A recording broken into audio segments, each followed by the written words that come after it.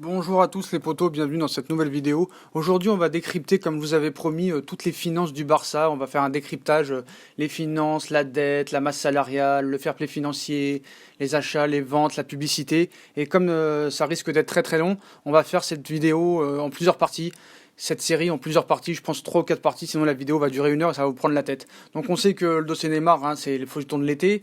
Il y a eu encore des nouveaux contacts entre le PSG et le Barça, mais pas vraiment de propositions. Et on va vous expliquer un petit peu comment ça risque d'être compliqué, voire impossible, que le Barça puisse se payer Neymar cet été, après les différents recrues de Jong, de Griezmann et d'autres problèmes, même s'il stabilise au niveau de la masse salariale. Donc on va commencer de décrypter les analyses financières du Barça avec la masse salariale. Donc le Barça stabilise sa masse salariale à 633 millions d'euros après avoir abattu 48% en 2 ans. Donc le club est parvenu à contenir les dépenses en salaire et en signature, ce qui, combiné à l'augmentation des revenus à 960 millions d'euros en 2018-2019, réduira le ratio de 93% à 76% des activités ordinaires. Donc il faut bien comprendre que le Barça a réussi à réduire sa masse salariale après une année 2017-2018 au cours de laquelle ses coûts ont grimpé de 48%. Donc le conseil d'administration a réussi à réduire cette saison de 6 millions jusqu'à 633 millions d'euros. Donc comme ils l'ont dit, ils l'ont cité, notre volume de masse salariale est stabilisé dans ces chiffres. La tendance devrait être de diminuer ce ratio parce que nous avons atteint des limites élevées, avait déclaré le directeur général Oscar Gros de la présentation du budget 2018-2019. Donc il faisait référence au poids de ces coûts dans les activités ordinaires qui est passé de 93% à 76%, soit 6 points seulement au-dessus des recommandations de l'UEFA. En considérant l'ensemble de l'entreprise, transfert compris, et en supprimant l'effet des sections, ce pourcentage tomberait à 71% par conséquent. L'exécutif a une fois de plus défendu que l'argent doit être sur le terrain et non dans la banque. Donc c'est une déclaration qui en vaut la peine pour justifier la chute progressive du bénéfice net. Donc les bénéfices du club depuis 2010-2011 étaient d'environ 26 millions d'euros en moyenne, mais depuis 2016-2017, il a diminué, passant de 18 millions à 13 millions en 2017-2018 et à seulement 11 millions d'euros en 2018-2019. Donc Enrique Tombas, trésorier du conseil d'administration, a déclaré que l'évolution du club est très favorable et que les coûts associés au financement de l'Espagne Barça ne compromettent pas la rentabilité. Donc la masse salariale du Barça passera de 93% du revenu ordinaire en 2017-2018 à 76% en 2018-2019. Donc il avait cité, nous avons une marge de manœuvre et nous avons le soutien du système financier, c'est ce qu'a dit Tombas, après avoir annoncé que cette année des investissements seraient réalisés pour 72 millions d'euros pour l'Espagne Barça et que 28 autres millions d'euros iraient à d'autres projets. La dette nette s'élevait à 157,45 millions d'euros en 2017-2018 et au fin du calcul du plafond de levier fixé par les statuts, elle ne représente que 0,68 fois le EBITDA résultat d'exploitation. Lorsque le plafond c'est un multiple de 2, donc Tombas et Gros ont tous les deux exprimé leur intention de maintenir à 200 millions d'euros le montant demandé aux banques pour le remodelage du Camp Nou et du Paulo Blaugrana. Les 200 millions restants correspondant aux ressources propres et 200 millions à la vente des droits de propriété de l'enceinte qui est toujours en cours de négociation. Donc ils avaient cité que nous n'allons pas vendre le sponsoring, mais les simulations financières ont inclus l'amortissement, a ajouté le directeur sur l'impact que pourrait avoir à l'avenir le compte de résultat. Donc Gros a déclaré qu'il espérait atteindre un chiffre d'affaires de 1000 millions d'euros avant 2021 et a évoqué les mêmes leviers de croissance qui animent l'activité cette année. Seul le début du nouveau cycle audiovisuel de l'UEFA et la croissance de la Liga généreront des revenus provenant de la télévision et des compétitions en hausse de 28%. Pour atteindre 267 millions d'euros. Donc cela envisageant seulement de remporter le titre de la Ligue et d'atteindre les quarts de finale de Ligue des Champions comme ils le font chaque année. Donc c'est vrai que la barre est en progression depuis 2010 jusqu'à 2019. Donc une autre nouveauté importante est l'intégration de l'activité de marchandisage gérée par Nike jusqu'à l'année dernière et qui entraînera la consolidation d'un revenu supplémentaire de 60 millions d'euros. Cependant, la grande nouveauté du nouveau accord réside dans le fait que la rentabilité de cette activité augmente également puisque le bénéfice net que le club a réalisé pour ses ventes s'élève à 13 millions et qu'il sera désormais de 20 millions par an. Ainsi, le secteur marketing dispose d'un budget de 356 millions d'euros, soit une augmentation de 42,8% sur un an. Sinon, il y aurait une baisse de 1% malgré le fait qu'en 2018-2019, l'amélioration du sponsoring technique de Nike et la montée en puissance de Beko, qui doublera ses paiements qui passeront à 19 millions d'euros seront prolongés. Sa présence dans la manche du maillot de match aux vêtements d'entraînement Enfin, les cotisations resteront à 18 millions d'euros, tandis que le fonctionnement du stade devrait augmenter de 3% pour atteindre 188 millions d'euros. Ce chiffre, qui s'élevait à 195 millions devait déjà être atteint en 2017-2019, mais Grau a admis que l'impact des attentats de Barcelone en août dernier avait été pris en compte dans la facturation des ventes de billets.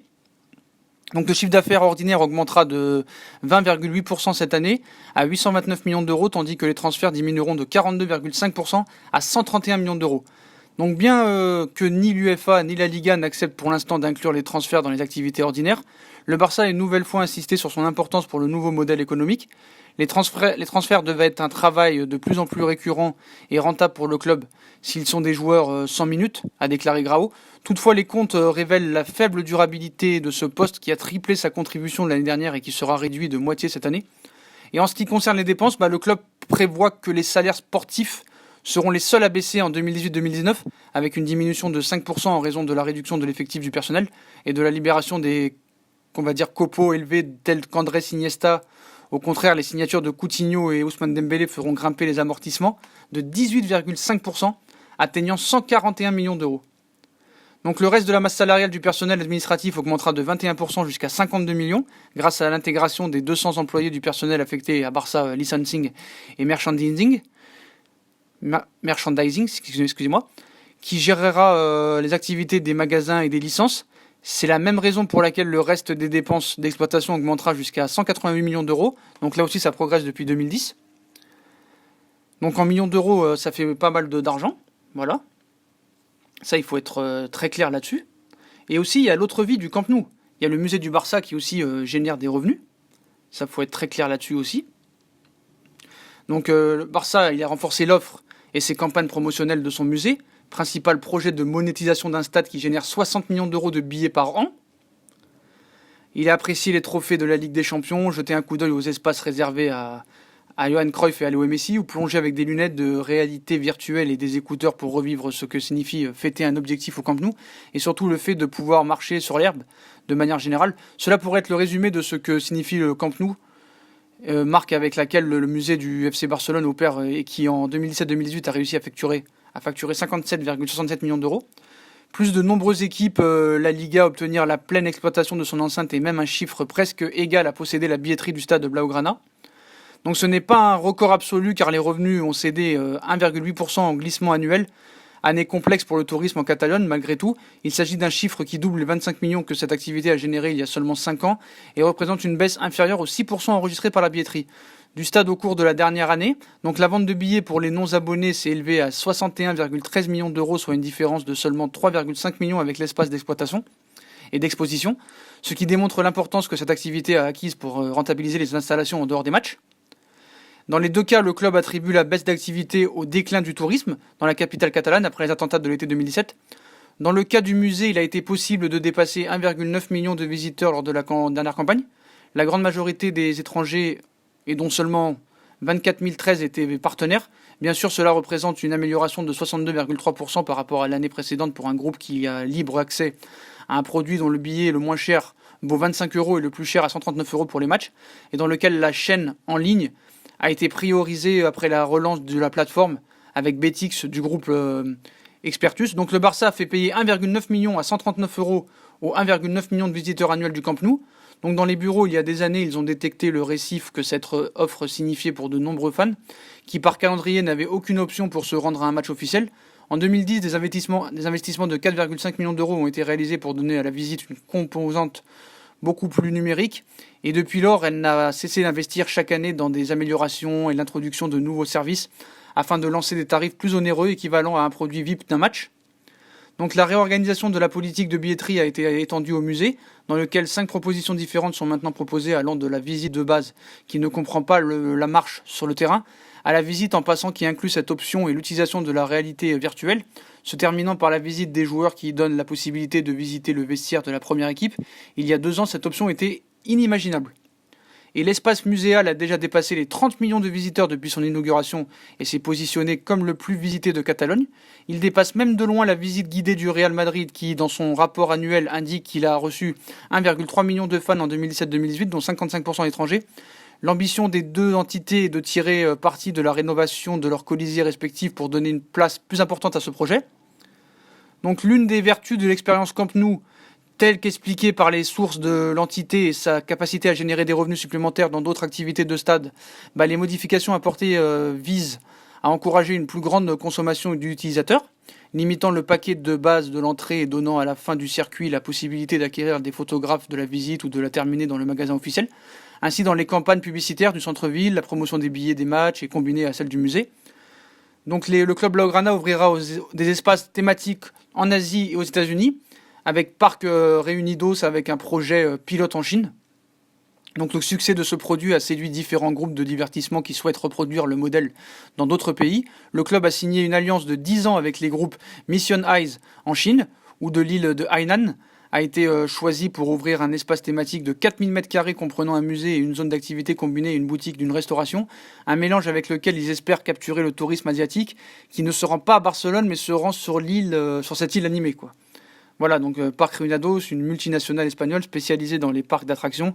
Il a signé cet objectif exclusif d'ouvrir 5 salles en salle dans le Barça, dans ses centres commerciaux et des bâtiments emblématiques. Donc voilà, le projet qui se concentrera principalement sur l'Asie et les États-Unis sera basé sur des centres d'une superficie moyenne de 5000 m² où il y aura un musée, une boutique et un restaurant. L'investissement dans ces centres avoisine généralement les 15 millions d'euros. Donc ce qu'il faut savoir, c'est que le conseil d'administration a approuvé un budget de 960 millions d'euros pour la saison 2018-2019, donc ce qui représente une amélioration de 5% par rapport à l'année précédente. Donc voilà les potos pour cette première partie. On continuera plus tard, parce que là ça va être long sinon, et je ne veux pas vous saouler. Donc si on a aimé la vidéo, comme d'habitude, on like, on partage, on s'abonne, on commente. Je vous ferai la partie de tout à l'heure. Puis moi je vous souhaite une bonne vidéo et à plus tard dans le nouveau décryptage.